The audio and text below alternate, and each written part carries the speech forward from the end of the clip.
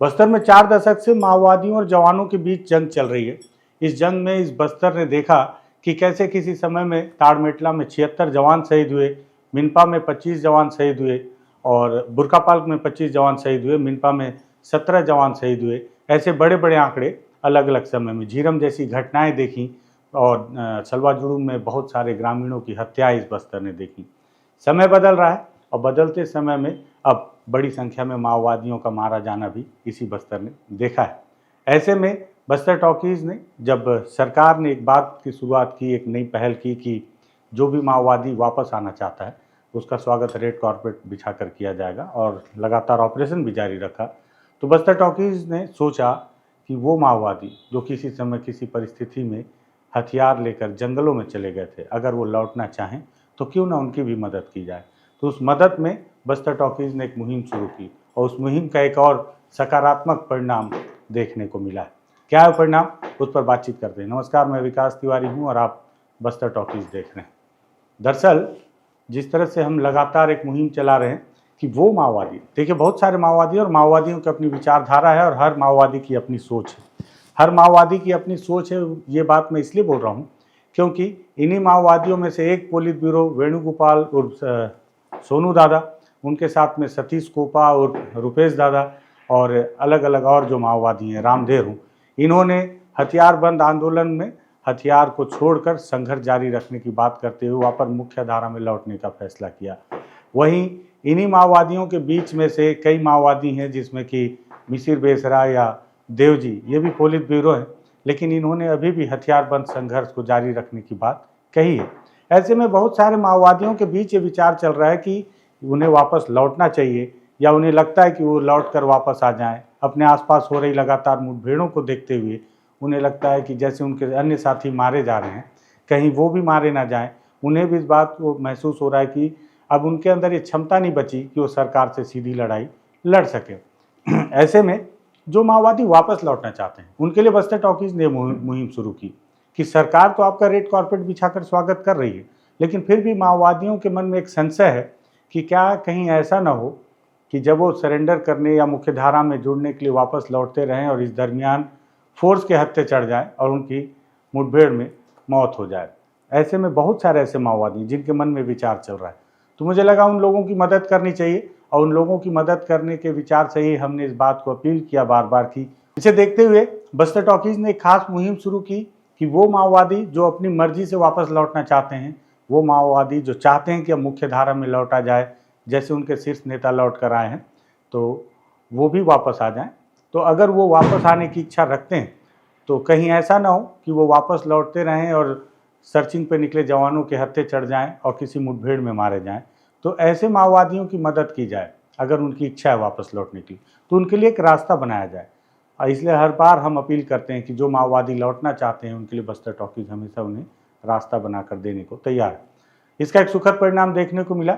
दरअसल मेरा बस्तर टॉकीज़ का ये जो नंबर है, मैं माफ़ी चाहूँगा मैंने मेरा कह दिया, क्योंकि बस्तर टॉकीज़ आपका है, ये मेरा कैसे हो सकता है, तो हमारा है। तो बस्तर टॉकीज़ के नीचे ये जो नंबर आप देख रहे हैं, इस नंबर पर एक फ़ोन आया और उधर से कुछ ग्रामीणों ने बताया कि जिस तरह से आप अपील कर रहे हैं तो हमको बस्तर टॉकीज़ पर भरोसा है। और इसी भरोसे के साथ राहुल तेलम नामक एक माओवादी हैं जो कि DVCM है, उनकी पत्नी जो कि मुन्नी और साथ में एक और पार्टी मेंबर, ये 3 माओवादी वापस आ चुके हैं और ये चाहते हैं कि आप इन्हें लेने आए और लेकर सुरक्षित पुलिस के हाथों सौंपें या सरकार के उस समर्पण नीति या मुख्य धारा में लौटने की नीति का लाभ आप इन्हें दिलवाएं। तो हमने भी चूँकि वादा किया था, तत्काल हम उनके पास पहुँचे, बीजापुर के अंदरूनी इलाके में मिरतूर के और अंदर किसी गांव में, और वहां पहुंचने के बाद हमारी मुलाकात उन तीनों माओवादियों से हुई जो कि ग्रामीणों ने उन्हें अपने साथ रखा हुआ था। और हालांकि वो अपने साथ हथियार लेकर नहीं आए, लेकिन बताते हैं जब मैंने बातचीत की तो राहुल तेलम ने बताया कि वो DVCM है और DVCM में भी उनका जो पद है वो काफ़ी बड़ा है। दरअसल राहुल तेलम को लेकर जो जानकारी है पुलिस के पास, वो DVCM के साथ पश्चिम Bastar division command and chief हैं और साथ ही साथ सचिवालय के सदस्य हैं जो कि AK-47 हथियार अपने साथ रखते थे और 8 लाख रुपए का इनाम सरकार ने उन पर रखा था। साथ ही साथ वो अपनी पत्नी को भी लेकर आए हैं जो कि एसीएम है, उनका नाम मुन्नी है, उन पर 5 लाख रुपए का इनाम है। और उनके साथ एक और पार्टी मेंबर है जो कि मुतवेंडी की थी, जिनका नाम सुनीता है, वो भी इनके साथ लौट कर आई हैं। तो सबसे पहले हमने उनका स्वागत किया। स्वागत करने के साथ ही साथ हम उन्हें वापस लाने के साथ, लेकिन उनके मन में एक डर था, एक भय था कि बस्तर टॉकीज तो आ गए, लेकिन क्या वाकई में वापस जाने के बाद, ग्रामीणों के मन में भी था कि उन्होंने बहुत भरोसे से इनको तैयार किया है कि आप मुख्य धारा में लौटिए, इनके साथ कोई गलत व्यवहार न किया जाए। ऐसे में फिर चूँकि छत्तीसगढ़ के गृह मंत्री बार बार ये आह्वान कर रहे हैं माओवादियों से कि आप लौट आएँ, तो हमको भी लगा कि सीधे गृह मंत्री से इनकी बात करवा दी जाए, उनके द्वारा माओवादियों को आश्वासन दिया जाए। तो हमने गृह मंत्री से बात करवाई फ़ोन पर, क्या बातचीत हुई वो भी आप देख लीजिए। ये राहुल हैं, डीवीसीएम हैं, ये पापा राव के साथ में थे, तो मैं इनके पास हूँ। ये थोड़ा आपसे बात करना चाह रहे थे। राहुल, बात करो। सर नमस्ते। नमस्ते भाई, क्या डीवीसीएम है? हाँ डीसीएम अच्छा अच्छा। मेरे साथ। पापा राव है साथ में?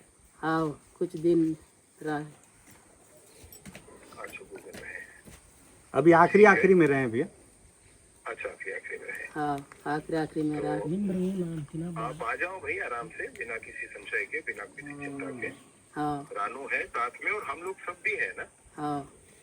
अभी हथियार है साथ में? नहीं सर। अच्छा, हथियार कहाँ का है? हथियार मेरा वो दिलीप वेंजा के साथ जवान जब्त किया सर। अच्छा, दिल्ली बेटजा वाले में थे क्या? नहीं है, उस घटना में मैं नहीं है, मैं सिविल में दूसरा काम के लिए गया, तो हथियार उनके पास था, AK-47। अच्छा, इसलिए अब नहीं लाया। चलो कोई नहीं, आप आ जाओ, सुरक्षित आ जाओ, है? हाँ आराम से आ जाओ। हाँ। और रहो यहाँ पर। रानू जी आ रहे हैं साथ में। कहाँ पर हैं अभी आप लोग? अभी मेरे गांव में सर, तड़केल में, घर में ही। कौन सा गांव? तड़केल भैया, तड़केल। तड़केल वाले कौन सा? ये मिर्तूर के अंदर में है। मिर्तुर में। हाँ ये लोग थोड़ा सा ये डर रहे हैं भैया कि वापस आएंगे तो पुलिस मारपीट ना करे और इस तरह से। नहीं, वे पुनर्वास के लिए ही तो जा रहे हैं ना? जी जी। हाँ, तो पुनर्वास के लिए थोड़ी जो प्रक्रिया है वो करेंगे जी। इनका सब सिस्टम भी जमा लेंगे जी। तो पुनर्वास के नाम से आ जाएंगे। कोई बात नहीं, आप हो ना साथ में? हाँ मैं हूँ ना। हाँ, तो कोई बात नहीं, फिर कौन क्या करेगा? जी। कोई बात ही नहीं। तो मैं इधर सूचना भी कर देता हूँ, जी आप आ जाए। जी जी। और इनका दोनों है, पति पत्नी है लोग? पति पत्नी है और एक और पार्टी मेंबर हैं, 3 लोग हैं। ठीक है रानू जी, ठीक है, आइए। जी जी। तो सुना आपने, गृह मंत्री विजय शर्मा ने फ़ोन पर क्या आश्वासन दिया राहुल तेलम को, और उनके साथी 2 और माओवादी उन्हें भी, और वापस लौटने पर उन्हें बधाई दी। और फिर हम उन्हें लेकर सुरक्षित दंतेवाड़ा लाकर उन्हें पुलिस के हाथों हमने सौंप दिया।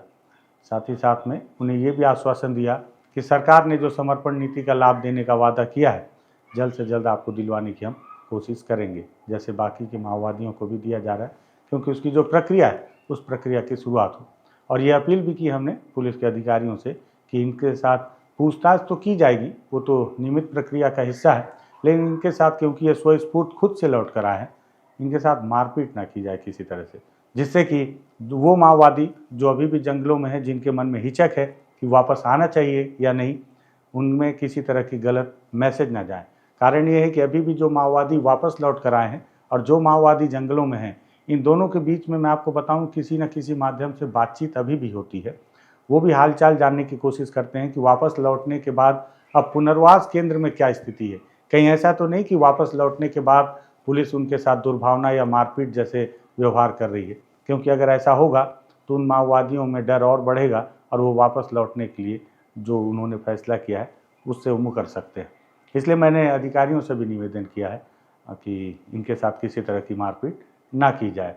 राहुल तेलम के साथ में एक लंबी बातचीत हुई है अलग से। उनकी पत्नी, हालांकि उन्हें हिंदी नहीं आती थी, किसी तरह से उनके पति के माध्यम से एक बातचीत हुई है। और वो जो बहुत छोटी सी बच्ची सुनीता, उसके साथ भी एक बातचीत हुई है जो आप अलग अलग वीडियो में देखेंगे। और मुझे लगा कि एक सुखद समाचार है कि 3 जिंदगियां, क्योंकि जिस तरह से ऑपरेशन चल रहे हैं, मैं आपको बताऊं कि जिस तरह से मुठभेड़ें हो रही हैं, बीजापुर में भी मुठभेड़ हुई, इसमें 2 माओवादी मारे गए। तो मुठभेड़ हो रही है, अब जंगल में जो भी मिलेगा, मैं एकदम सीधी तौर पे बोल रहा हूँ, आप आरोप नहीं लगा सकते, क्योंकि जो मारे जा रहे हैं वो तो माओवादी ही हैं। और माओवादियों को वापस आने के लिए सरकार ने पर्याप्त समय दिया और पर्याप्त उन्हें निवेदन भी किया है।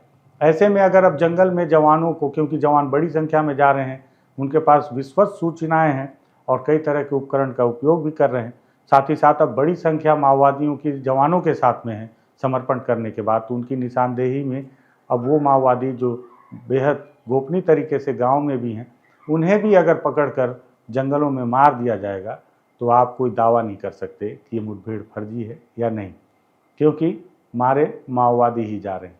तो ऐसे में लगता है कि अगर लौटने के, वो समय अलग था, हर किसी की अलग अलग कहानी है, हर माओवादी की, कौन कब किस स्थिति में बंदूक उठाया था और अब क्या परिस्थिति है। तो इनका मारा जाना कोई भी सफलता नहीं होगी, इनका वापस आना सरकार के लिए एक बड़ी सफलता होगी, इसलिए हम कोशिश कर रहे हैं। मुझे बेहद खुशी है कि 3 लोग और वापस आ गए, अब ये लोग मारे नहीं जाएंगे। हालांकि इनकी भी अलग अलग दुखद कहानी है, लेकिन खुशी इस बात की है कि अब ये मारे नहीं जाएंगे। बहुत सारे लोग कहते हैं कि ये जल जंगल ज़मीन के रखवाले हैं और अगर ये वापस आ रहे हैं तो इनको वापस लाना, कई लोगों ने कमेंट के जरिए कहा है इस बात को कि बस्तर टॉकीज गलत कर रहा है कि इन लोगों को वापस ला रहा है। तो उन लोगों को मैं बहुत कड़े शब्दों में बोलना चाहूँगा कि अगर आपको जल जंगल ज़मीन की इतनी चिंता है तो आप घर में लेटे लेटे 250 रुपये 150 रुपये का रिचार्ज करके कमेंट ना करें कि ये जल जंगल ज़मीन के रखवाले हैं, इन्हें जंगल में भटकने दिया जाए। आपको चिंता है, आप खुद हथियार उठाइए और जंगल चले जाइए, घर बैठ के दूसरे को भगत सिंह मत बनाइए। तो बस्तर का आदिवासी जिसको ना माओ की विचारधारा पता है, ना लेनिन की, ना मार्क्सवाद की, ना उसको सिर्फ ये पता है कि जल जंगल ज़मीन की वो लड़ाई लड़ रहा है, कितना लड़ पाया, कितना सफल हो पाया, आज वो खुद को देखता है तो लगता है कि उसने तो कुछ भी नहीं जीता, सब हार ही गया है। ऐसे में अगर वो बच जा रहा है, ये सुखद समाचार है, तो आप उन्हें प्रोत्साहित करें कि वो वापस लौट कर आ रहे हैं। मैं खुद चाहता हूँ कि बस्तर का आदिवासी मारा ना जाए किसी भी तरह से, जो हथियार उठाए लौट कर आ जाए, जिसने भी गलती स्वीकार की उसे माफ़ी मिलनी चाहिए। इसलिए एक सफलता मिली, मुझे लगा आपको बताऊं, इसलिए इस वीडियो को हमने तैयार किया है। पसंद आए तो शेयर कर सकते हैं, लगे कि हम ठीक काम कर रहे हैं सब्सक्राइब कर सकते हैं। धन्यवाद।